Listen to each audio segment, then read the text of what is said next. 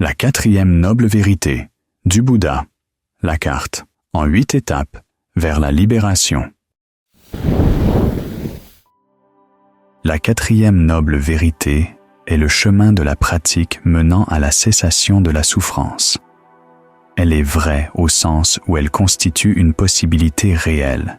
Elle peut être accomplie et elle mène véritablement à la fin de la souffrance. Des 4 nobles vérités, c'est celle que vous rendez délibérément vraie par vos actions. C'est pourquoi les enseignements sur le karma et la liberté de choix sont si essentiels au Dhamma. Cette vérité est celle qui montre leur pouvoir d'accomplir le plus grand bien possible. Dans son premier discours, le Bouddha a présenté ce chemin de pratique comme la voie du milieu parce qu'il évite 2 extrêmes. 1. L'indulgence dans les plaisirs de la sensualité. Et 2. L'attachement à la douleur de l'auto-mortification. Pourtant, cela ne signifie pas que le chemin poursuit une course de plaisir et de douleur médiocre. Au lieu de cela, il favorise les plaisirs de la concentration, ainsi que le discernement de la douleur liée à l'attachement, et traite ces plaisirs et ces douleurs non comme des fins en soi, mais comme des outils pour atteindre une fin supérieure, l'immortel. Cependant, le chemin ne cause pas l'immortel. Après tout, si l'immortel était causé par quoi que ce soit, il ne serait pas inconditionné. Au lieu de cela, le chemin mène à l'immortel. De la même manière qu'une route vers le Grand Canyon ne cause pas l'existence du Grand Canyon, mais suivre la route peut vous y mener.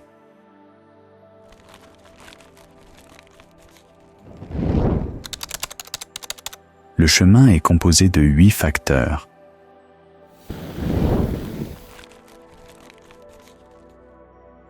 Parce que ces facteurs travaillent ensemble pour atteindre le but de la noble recherche, le chemin dans son ensemble est appelé le noble octuple chemin. Les facteurs sont tous dits justes, en ce sens qu'ils sont efficaces pour atteindre le but de l'éveil. Le Bouddha illustre ce point par une comparaison. Il existe une manière juste et de nombreuses mauvaises manières d'essayer d'obtenir du lait d'une vache. Si vous tirez sur le pis, c'est la bonne manière, car elle atteint votre but. Vous obtenez le lait. Si vous tordez la corne de la vache, c'est une mauvaise manière, car cela ne vous donne pas le lait que vous voulez et cela harcèle la vache. De la même façon, suivre les facteurs du chemin est la manière juste d'atteindre l'immortel. Suivre leurs opposés serait une erreur, car ils ne vous y mèneraient pas. Comme la souffrance et ses causes, les facteurs du chemin sont directement expérimentés, bien qu'il faille un certain entraînement au Dhamma avant de pouvoir les instaurer. Les facteurs sont les suivants. Vue juste. Connaissance à l'égard des 4 nobles vérités. Cela signifie non seulement connaître les vérités, mais aussi savoir comment les utiliser pour classer les expériences. De plus, cela signifie également connaître leurs tâches et comment les suivre. Résolution juste, être résolu à abandonner les pensées de sensualité, les pensées de mauvaise volonté et les pensées de malveillance. Parole juste, s'abstenir de mentir, déformer intentionnellement la vérité, de tenir des propos diviseurs pour briser des amitiés ou empêcher qu'elles ne se forment, de parler durement dans le but de blesser les sentiments d'autrui et de se livrer à des bavardages futiles, parler sans intention claire à l'esprit. Action juste, s'abstenir de tuer, de voler et d'avoir des rapports sexuels illicites, moyen d'existence juste. S'abstenir de tout mode de subsistance malhonnête ou nuisible, ou qui vise délibérément à susciter la passion, l'aversion ou l'illusion en soi-même ou chez autrui. Effort juste. Générer le désir et persévérer dans l'effort pour empêcher les états malhabiles d'apparaître dans l'esprit. Pour abandonner tout état malhabile déjà apparu, pour faire naître des états habiles qui ne sont pas encore présents, et pour développer pleinement les états habiles qui le sont déjà. Pleine conscience juste. La pleine conscience, seule, désigne la capacité à garder quelque chose à l'esprit. La pleine conscience juste, en termes généraux, signifie garder à l'esprit la nécessité d'abandonner les qualités malhabiles et de développer les qualités habiles afin d'amener l'esprit à la concentration juste. Cela implique d'être capable de reconnaître les qualités habiles et malhabiles pour ce qu'elles sont lorsqu'elles apparaissent. La reconnaissance est une autre fonction de la pleine conscience, et de garder à l'esprit les moyens les plus efficaces pour mener à bien le travail d'abandon ou de développement, selon ce qui est approprié.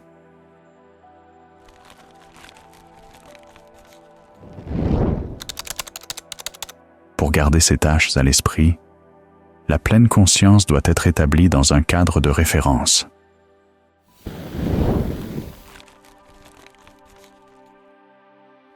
Ces cadres sont au nombre de 4.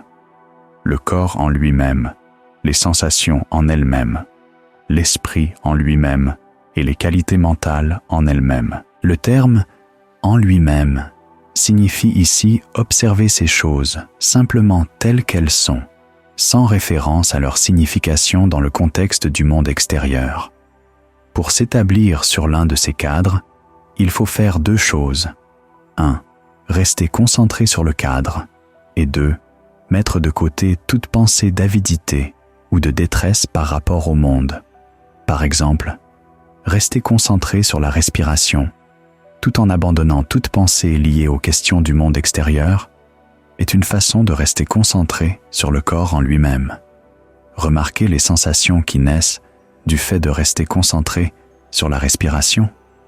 Au moment où elles se produisent, serait une façon de rester avec les sensations en elles-mêmes, et ainsi de suite. Pour rester établi dans ces cadres de référence, la pleine conscience a besoin de l'aide de 2 autres qualités, la vigilance et l'ardeur. La vigilance vous permet de rester conscient de ce que vous faites dans le moment présent et des résultats de vos actions. L'ardeur est essentiellement la même chose que l'effort juste. L'effort sincère pour rester attentif et vigilant, et pour faire ce qui est habile conformément aux instructions données par la pleine conscience. Lorsque la pleine conscience est ainsi bien établie, elle forme le thème du dernier facteur du chemin, concentration juste, les stades d'absorption mentale appelés jhana. Il y en a 4. Le premier jhana est composé de plaisir et de ravissement, qui proviennent de l'abandon temporaire de la sensualité et d'autres qualités malhabiles, et du fait de diriger vos pensées vers un objet unique, tel que la respiration. En même temps, vous évaluez comment ajuster l'esprit et l'objet pour qu'ils s'imbriquent étroitement et harmonieusement. Les sensations de plaisir et de ravissement qui en résultent sont alors autorisées à se propager dans tout le corps. Le deuxième jhana est composé d'un sentiment plus fort de plaisir et de ravissement qui survient lorsque vous n'avez plus besoin de diriger vos pensées vers l'objet ni de l'évaluer. En d'autres termes, vous cessez de vous parler à vous-même à ce sujet et que vous pouvez simplement entrer dans un sentiment concentré d'unité avec l'objet. À nouveau, le plaisir et le ravissement sont autorisés à imprégner et à remplir tout le corps. Le troisième jhana est composé d'un sentiment de plaisir physique plus raffiné et d'équanimité mentale qui surviennent lorsque vous n'avez plus besoin de vous nourrir du sentiment de ravissement. Ce plaisir, encore une fois, est autorisé à remplir tout le corps. Le quatrième jhana est composé d'un sentiment d'équanimité et d'une pleine conscience purifiée, provenant de la capacité à lâcher prise sur le plaisir et sur le stress subtil que même le plaisir raffiné entraîne. Le souffle inspiré et expiré s'immobilise, les besoins en oxygène du corps étant réduits, et le corps est rempli d'une conscience claire et lumineuse. Dans le chapitre 11, nous verrons comment ces 8 facteurs du noble chemin travaillent ensemble pour attaquer le problème de la souffrance à sa racine, les 3 formes de désir. Ici, nous noterons simplement que ces 8 facteurs se répartissent en 3 rubriques. Les 2 premiers facteurs, vue juste et résolution juste, constituent le groupe du discernement. Les 3 suivants, parole juste, action juste et moyen d'existence juste, le groupe de la vertu, et les 3 derniers, effort juste, pleine conscience juste et concentration juste, le groupe de la concentration. Pour cette raison, le chemin est parfois appelé le triple entraînement, en vertu supérieure, en esprit supérieur et en discernement supérieur. Le devoir à l'égard de cette 4e noble vérité est de la développer. Le canon suggère 2 manières de procéder.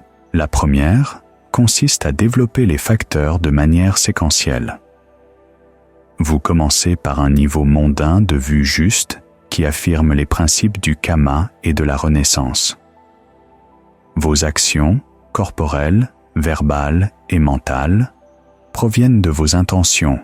Elles ont des résultats qui correspondent à la qualité de l'intention, et ces résultats peuvent mettre des durées très variables avant d'être ressentis. Certains sont ressentis immédiatement, d'autres peuvent ne pas l'être avant des vies futures. Sur la base de ce niveau de vue juste, vous suivez le premier des 2 enseignements catégoriques du Bouddha, ceux qui sont vrais en toutes circonstances.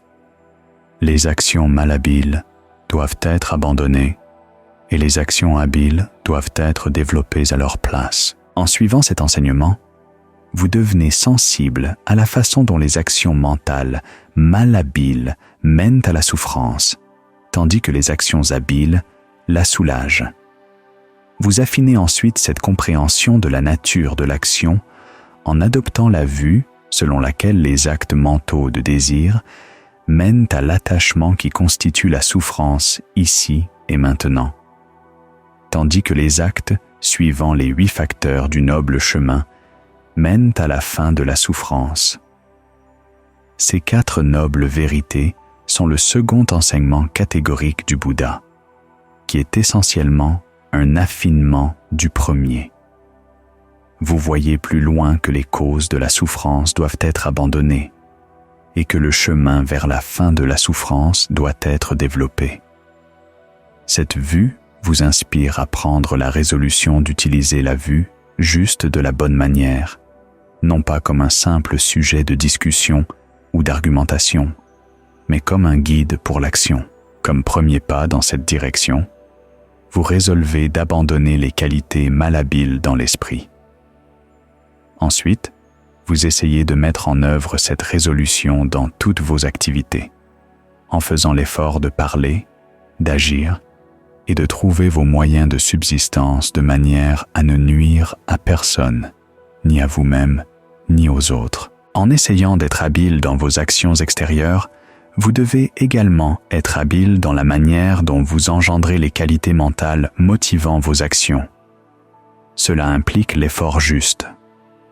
En même temps, gardez à l'esprit la nécessité d'être habile dans les actions tant extérieures qu'intérieures exige que vous développiez les qualités de pleine conscience, de vigilance et d'ardeur qui aideront à la pratique de la pleine conscience juste.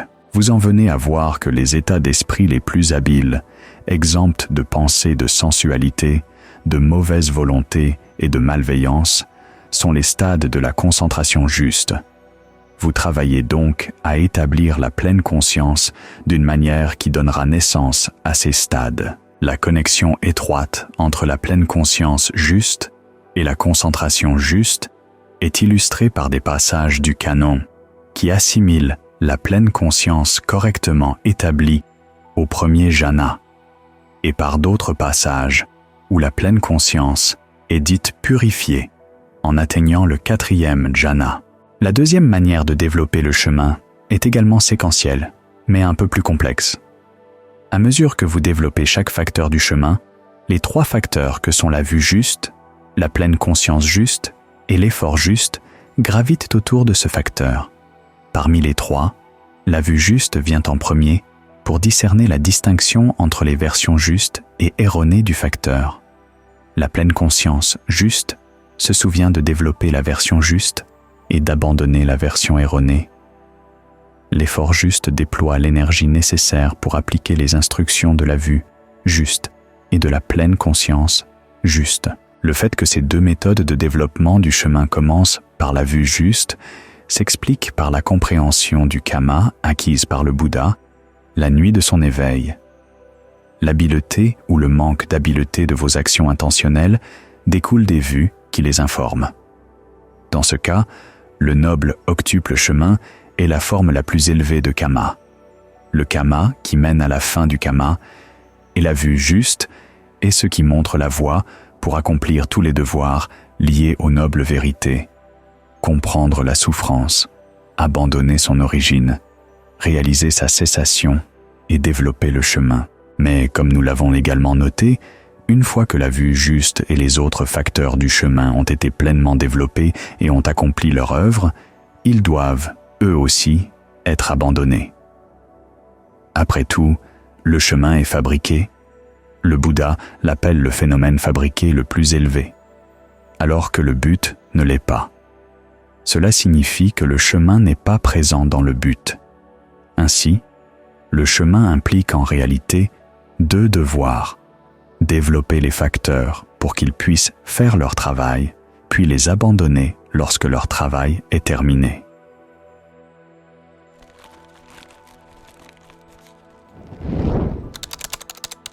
Comme nous le verrons au chapitre 11, la vue juste est particulièrement bien adaptée pour diriger l'accomplissement de ce double devoir.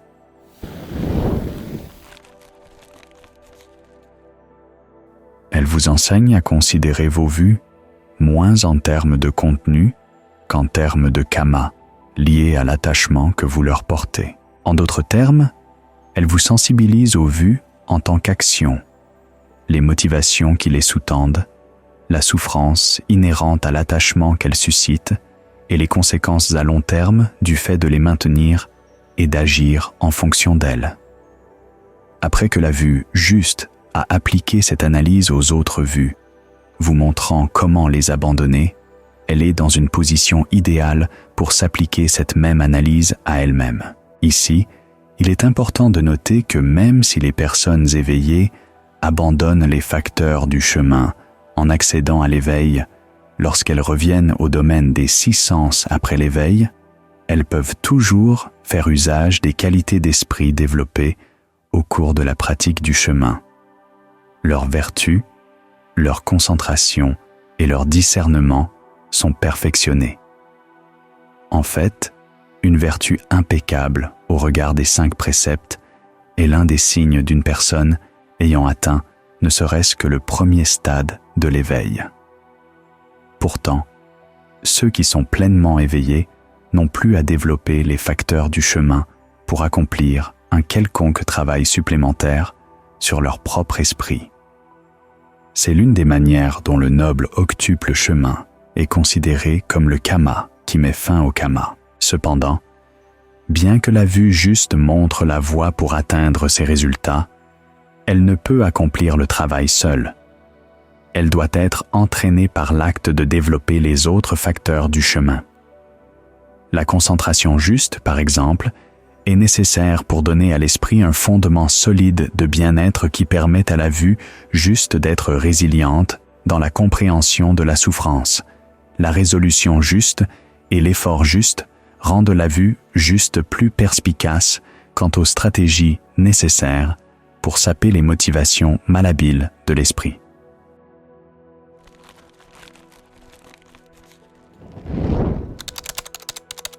Cela signifie que les facteurs du chemin ne sont pas toujours développés de manière strictement séquentielle.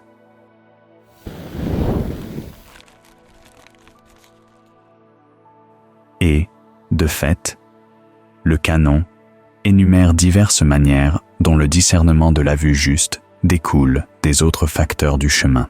Par exemple, lorsque le Bouddha expose le triple entraînement, il place la vertu en premier, suivi de la concentration puis du discernement.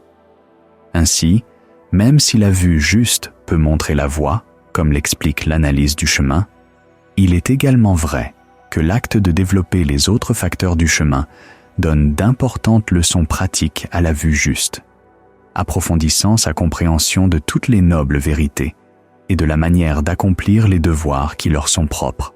Nous explorerons certaines de ces leçons pratiques dans les chapitres 10 et 11. Le fait que le discernement soit nourri par le développement des autres facteurs du chemin se reflète également dans la liste des 3 types de discernement établis par le Bouddha. Le discernement acquis par l'écoute du Dhamma, le discernement acquis par la réflexion approfondie et le discernement acquis par le développement effectif des qualités que le Dhamma recommande de développer. Lorsque vous avez appris le discours progressif du Bouddha et les 4 nobles vérités, vous avez acquis une partie du discernement qui peut provenir de l'écoute, et vous avez fait votre première incursion dans la 2e étape principale de l'éveil à la vérité. Ayant trouvé un enseignant authentique, vous avez maintenant entendu le Dhamma que cet enseignant a à transmettre. L'étape suivante consiste à acquérir le discernement qui vient de la réflexion approfondie sur le Dhamma. Réfléchir à la vérité. Comme le Bouddha l'explique dans les étapes de l'éveil à la vérité, une fois que vous avez entendu le Dhamma, comme les enseignements du discours progressif ou les 4 nobles vérités, vous essayez de vous en souvenir. Ensuite, vous tentez de pénétrer le sens des mots. Une fois que vous les comprenez, vous les soupesez jusqu'à ce que vous trouviez qu'ils font sens. C'est ce qu'on appelle parvenir à un accord en pondérant les enseignements. Le but de toute cette réflexion est de faire naître le désir de mettre les enseignements en pratique. Le Bouddha note qu'il est possible d'écouter le Dhamma dans le but d'y trouver des failles, en l'interprétant de manières qui n'ont aucun sens, mais cela va à l'encontre de l'objectif initial de l'écoute, qui est une étape vers la fin de votre souffrance. Bien qu'il ne vous demande pas de mettre de côté votre esprit critique pendant l'écoute, il vous conseille de l'utiliser avec sagesse. Au lieu de sauter sur ce qui semble ne pas avoir de sens comme preuve que le Dhamma est erroné, vous réfléchissez puis posez des questions à la personne qui enseigne pour obtenir des éclaircissements chaque fois que vous ne pouvez résoudre vos propres doutes.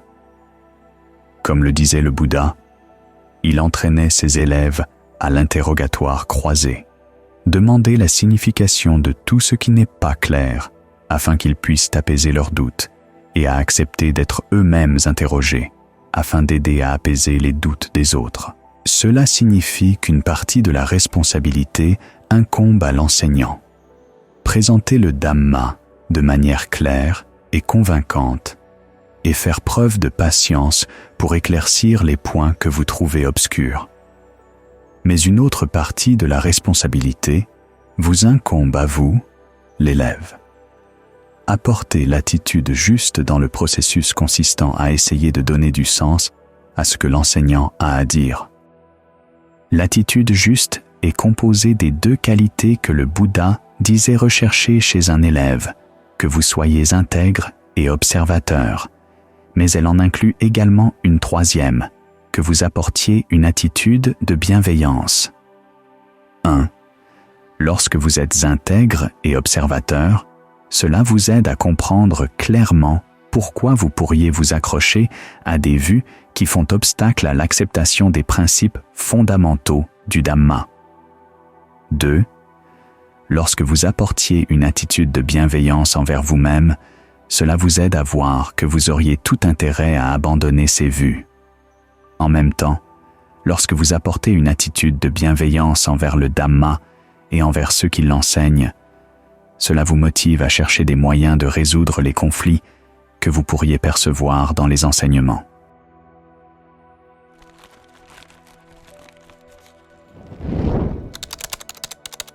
Examinons ces points plus en détail.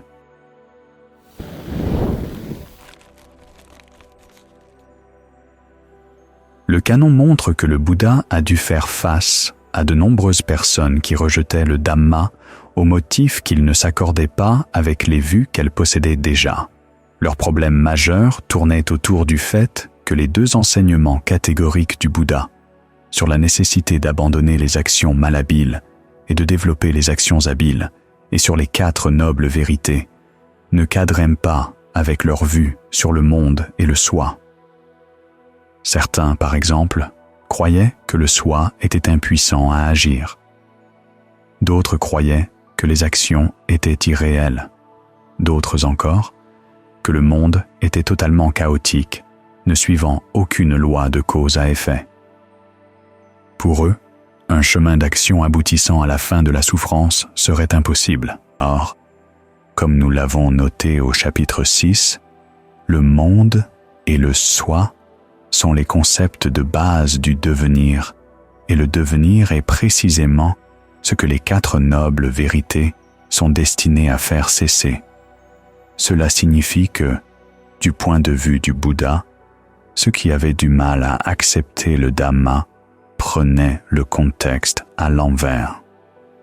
Ils essayaient de faire entrer les 4 nobles vérités dans le contexte du devenir, tel qu'ils comprenaient leurs idées de soi et de monde, et s'y accrochaient, alors qu'il avait formulé les 4 nobles vérités comme le contexte permettant de montrer comment tout type de devenir résultait d'un processus et comment ce processus pouvait et devait être arrêté. Pour montrer qu'il opérait dans un contexte différent et qu'il le devrait aussi, le Bouddha refusait souvent de prendre position sur les questions philosophiques brûlantes de son époque qui relevaient du contexte du devenir. Certaines de ces questions concernaient la nature du monde. Le monde existe-t-il? N'existe-t-il pas? Est-il éternel? Pas éternel? Infini? Fini? Est-il un tout unique? Est-il une multiplicité? Le monde entier atteindra-t-il l'éveil? Une moitié? Un tiers? D'autres questions qu'il laissait de côté concernaient la nature du soi. Y a-t-il un soi? N'y a-t-il pas de soi? Existais-je? N'existais-je pas? Que suis-je? Comment suis-je? Suis-je fondamentalement bon? Fondamentalement mauvais? Le soi est-il identique au corps? Le soi est-il une chose et le corps une autre? Après la mort, un être éveillé existe-t-il? N'existe-t-il pas? Les deux? Ni l'un ni l'autre? Le Bouddha a laissé de côté certaines de ces questions au motif qu'elles n'étaient pas pertinentes pour la pratique. Tenter d'y répondre reviendrait simplement à gaspiller un temps qui serait mieux employé à mettre fin à la souffrance. D'autres questions ont été écartées, car, quelle que soit la réponse apportée, elle ferait obstacle à la pratique.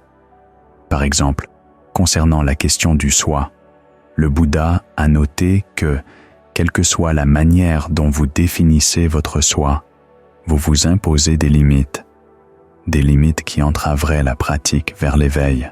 Pour commencer, si vous affirmez que vous avez un soi, peu importe sa définition, vous vous attacherez naturellement à tout ce que vous définissez comme étant le soi, et cet attachement vous empêchera de mettre fin à la souffrance. En plus de cela, des manières spécifiques de définir votre sentiment de soi vous imposeraient également des limites supplémentaires. Par exemple, si vous définissez votre soi autour de votre corps physique, le problème est que le corps n'existe pas dans la délivrance, unbinding.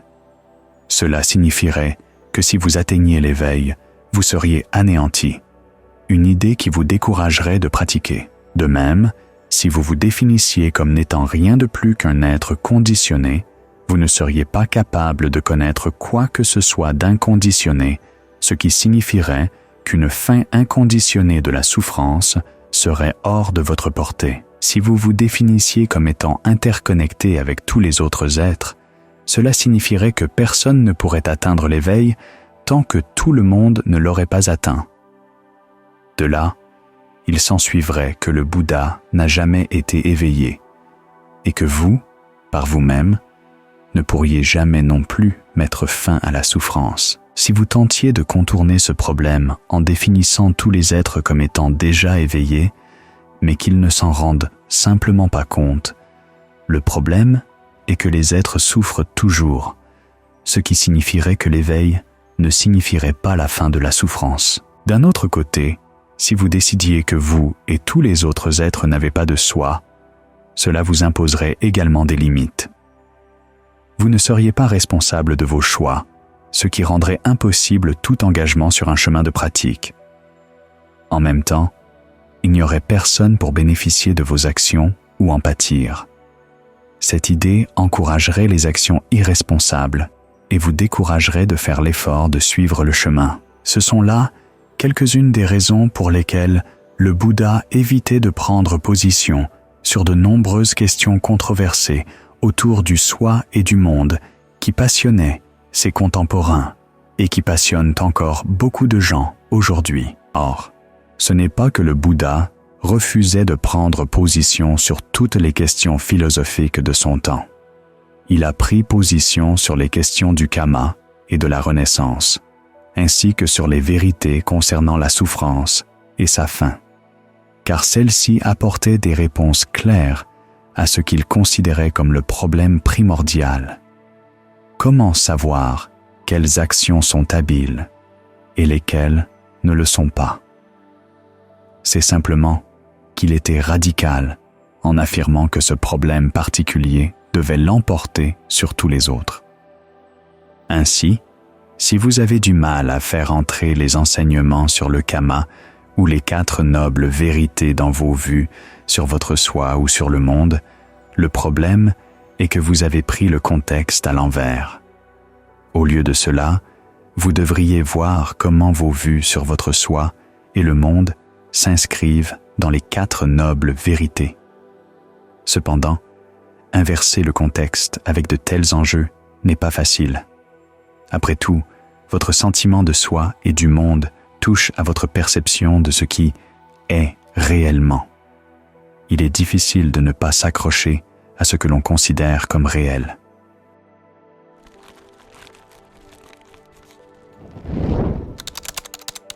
Heureusement, le Bouddha donne des conseils sur la façon de desserrer votre prise.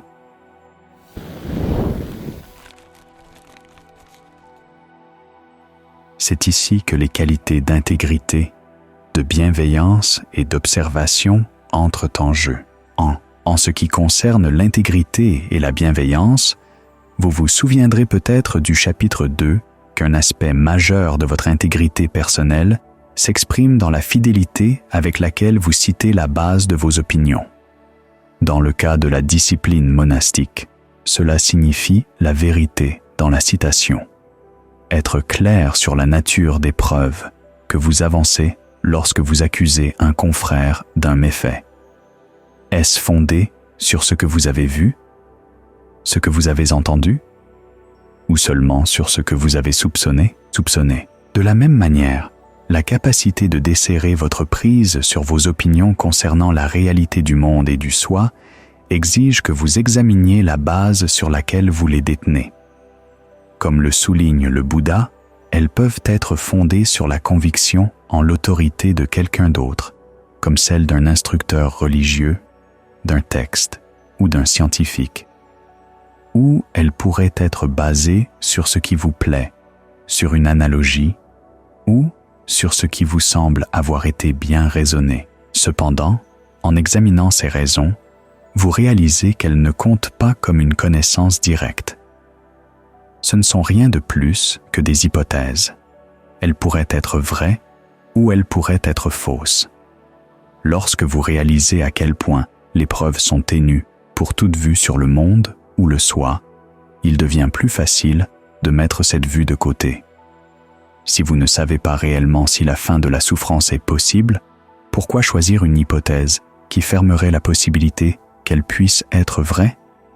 Si vous aviez de la bienveillance pour vous-même, vous voudriez adopter toute hypothèse raisonnable qui laisse cette possibilité ouverte. Quant à l'aspect observateur, le Bouddha suggère que si vous vous accrochez à une vue en conflit avec les 4 nobles vérités, vous devriez examiner votre motivation à la maintenir, ainsi que les actions qui en résultent.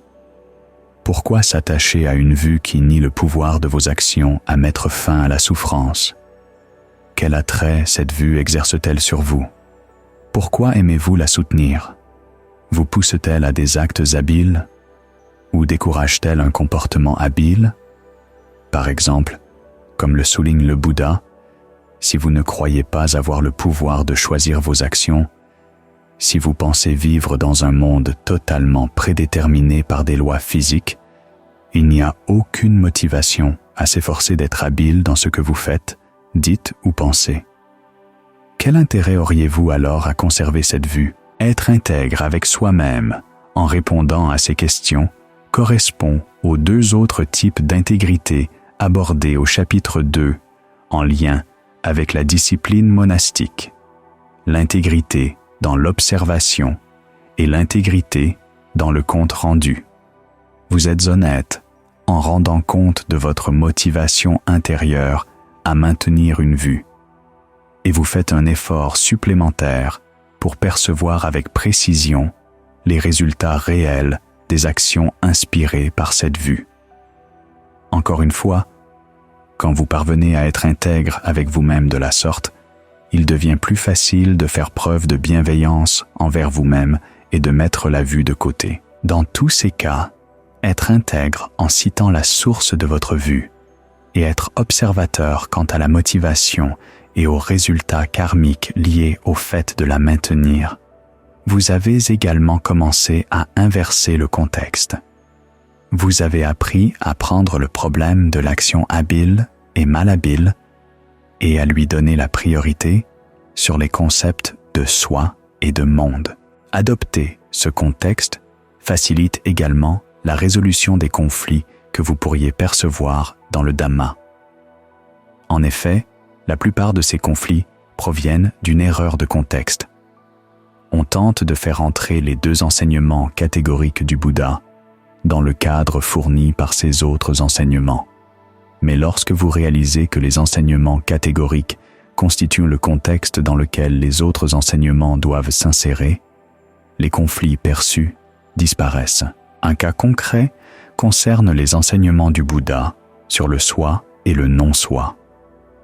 Lorsqu'il dit que tous les phénomènes doivent être vus comme non-soi, il semble faire une affirmation métaphysique. Il n'y a pas de soi. Pourtant, il existe des passages où il affirme que le soi est son propre soutien et que vous devriez prendre votre soi comme principe directeur pour rester sur le chemin. Cela ressemble à une incohérence.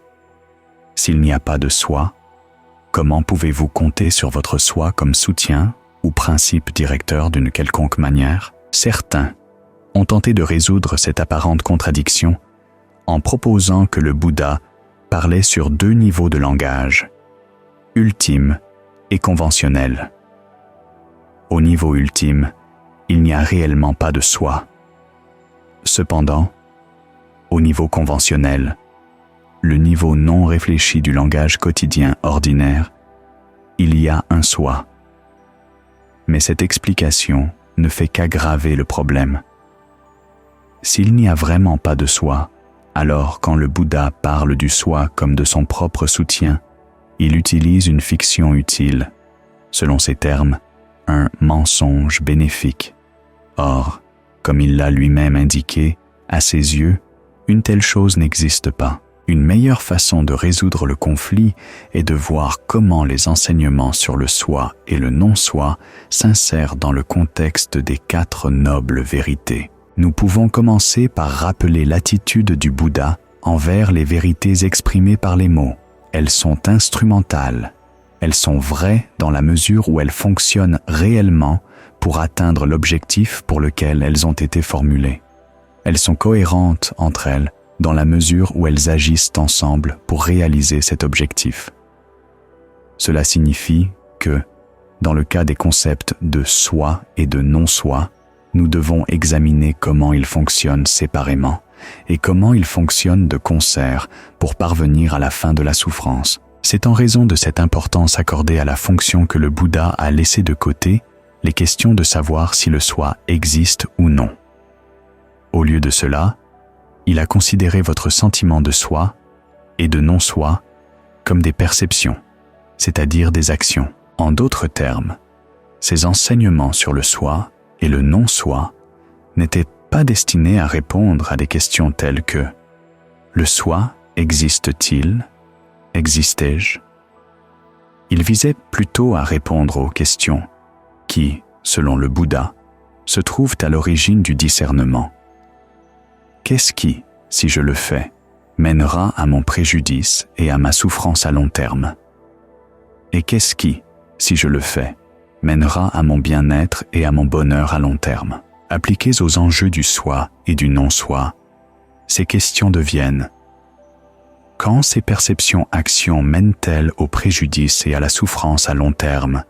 Et quand mènent-elles au bien-être et au bonheur à long terme?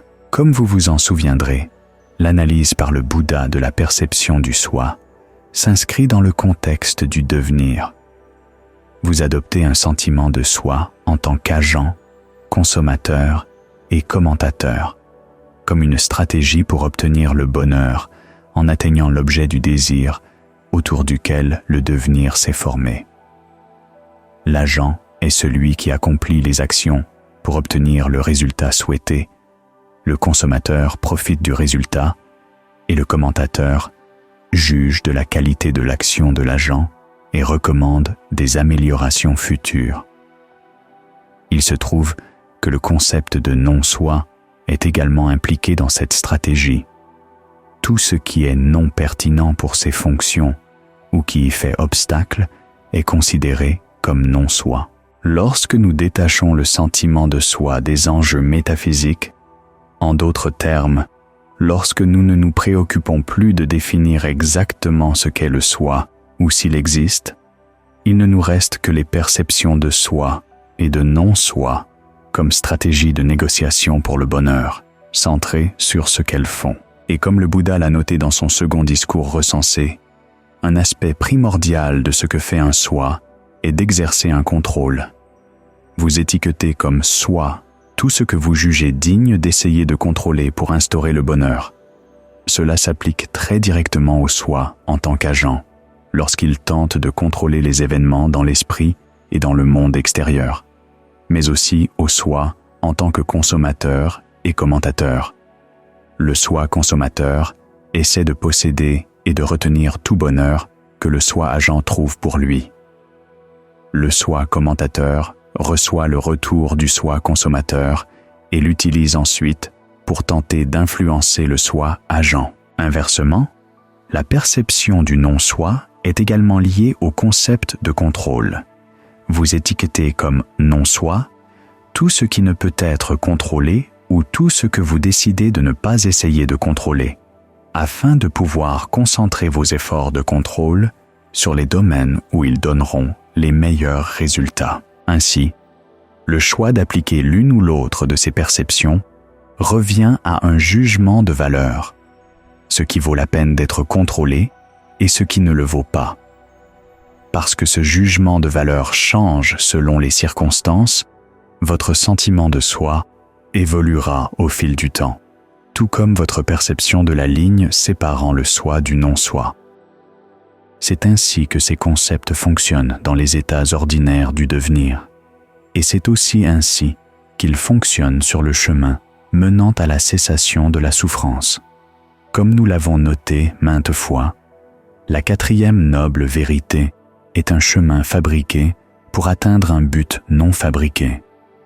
Pour cette raison, elle comporte 2 devoirs, accomplis par étapes.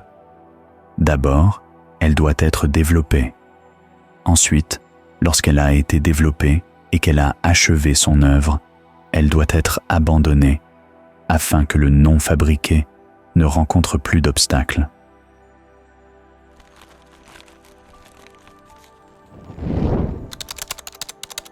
Il se trouve que l'un des principaux facteurs du chemin, la concentration juste, commence comme un état de devenir au niveau de la forme.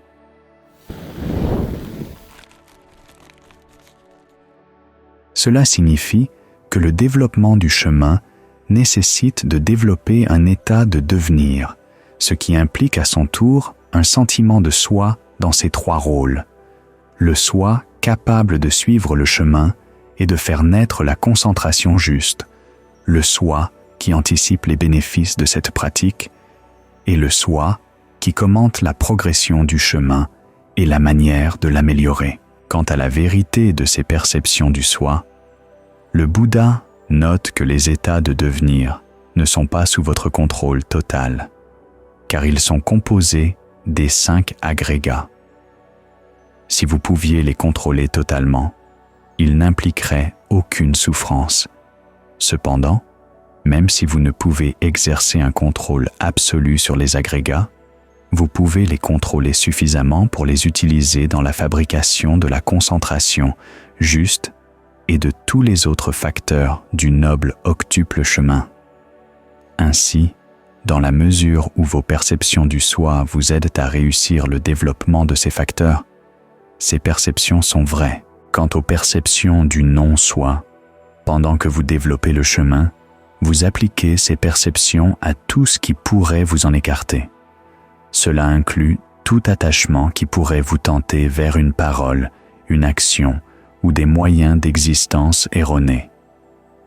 Cela inclut aussi toute pensée susceptible de vous distraire de la pleine conscience juste ou de la concentration juste. Cependant, lorsque le chemin a été pleinement développé et que la vue juste a réussi à instaurer un désassaisonnement envers le désir pour toutes les autres choses, c'est alors que votre devoir à l'égard du chemin est de l'abandonner. Vous voyez que votre sentiment de soi, adopté comme stratégie de bonheur, est désormais la seule chose faisant obstacle au bonheur suprême. Il ne sert plus l'objectif pour lequel vous l'aviez développé.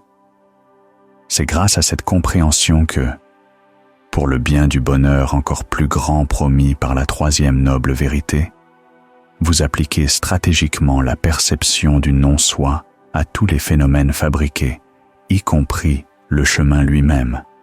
Ensuite, pour vous assurer de ne pas tenter de vous accrocher à l'expérience de l'immortel révélé lorsque toutes les fabrications se sont dissoutes, vous appliquez la perception du non-soi même à l'inconditionné. Puis, vous abandonnez également cette perception pour être libre de toute trace des termes du devenir. C'est ainsi que le chemin mène au-delà de la fabrication, vers la cessation complète de l'attachement et la fin totale de la souffrance.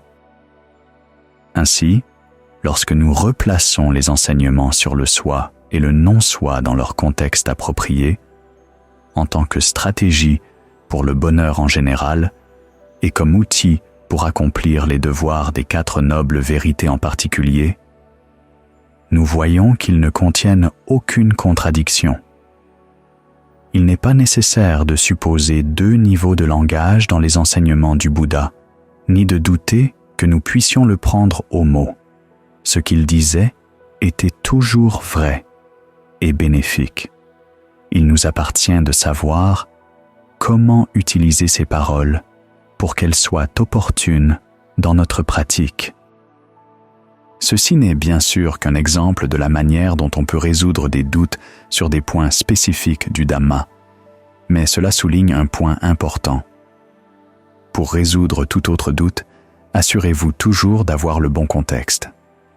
Lorsque vous gardez les 4 nobles vérités au premier plan et que vous parvenez à comprendre comment les autres enseignements s'y insèrent, vous voyez comment le Dhamma prend tout son sens stratégique. Réfléchir de cette manière, en adoptant les 4 nobles vérités comme structure de base pour penser à vous-même, au monde et au chemin de pratique, est la façon idéale de développer le discernement qui vient de la réflexion. C'est aussi la première étape de ce que le Bouddha appelle l'attention appropriée, qu'il a cité comme le facteur interne le plus important menant à l'éveil. La prochaine étape de l'attention appropriée consiste à favoriser le discernement qui vient du développement effectif des qualités de votre esprit. Vous faites cela en suivant les devoirs appropriés aux 4 nobles vérités, en les prenant comme cadre de base pour décider comment agir en pensée, en parole et en acte.